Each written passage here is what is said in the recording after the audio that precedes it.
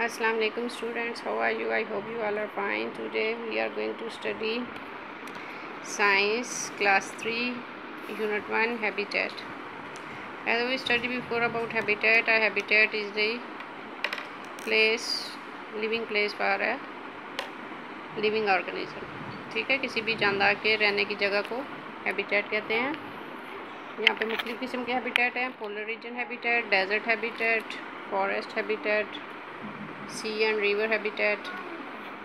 ठीक है, इसके बाद हमने पढ़ा इन्वायरमेंटल फैक्टर्स ऑफ हैबिटेट। वो फैक्टर्स जो हैबिटेट पे असरअंदाज होते हैं वो कौन कौन से हैं? उनमें आ जाता है air, light, temperature, water, soil. ठीक है, सबसे पहले हमने पढ़ा अबाउट सनलाइट के बारे में पढ़ा। ठीक है, फिर हमने वाटर के बारे में पढ़ा, फिर हमने एयर के बारे में पढ़ा। आज हम पढ़ रहे हैं टेम्परेचर। What is temperature? कि टेम्परेचर किस तरह असरअंदाज होता है। All plants and animals are adapted to survive between a minimum and maximum range of temperature.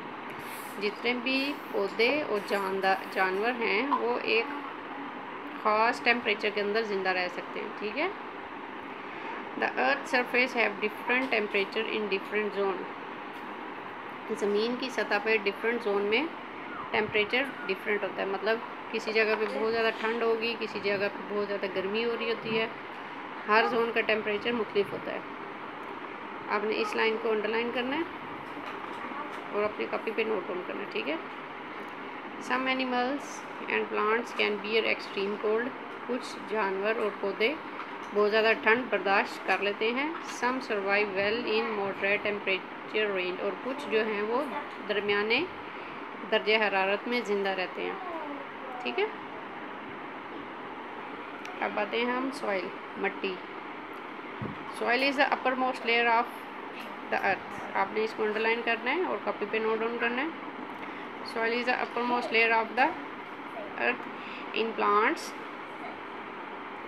Soil type is a major deciding factor for the types and variety of crops to be grown in that particular habitat. ठीक है, जो सबसे ज़्यादा असरअंदाज होने वाली चीज़ है वो है मिट्टी के उस हैबिटेट में कौन कौन से पौधे या कौन कौन सी फसलें उगाई जा सकती हैं।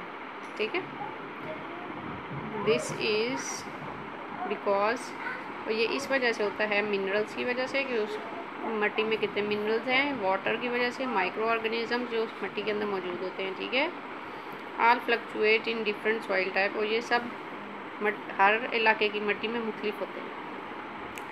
ठीक है, आपने इसको अच्छे से समझ के याद करना है सॉइल और टेम्परेचर के बारे में। ठीक है, आज के लिए साइंस का यही होगा। अल्लाह हाफिज़।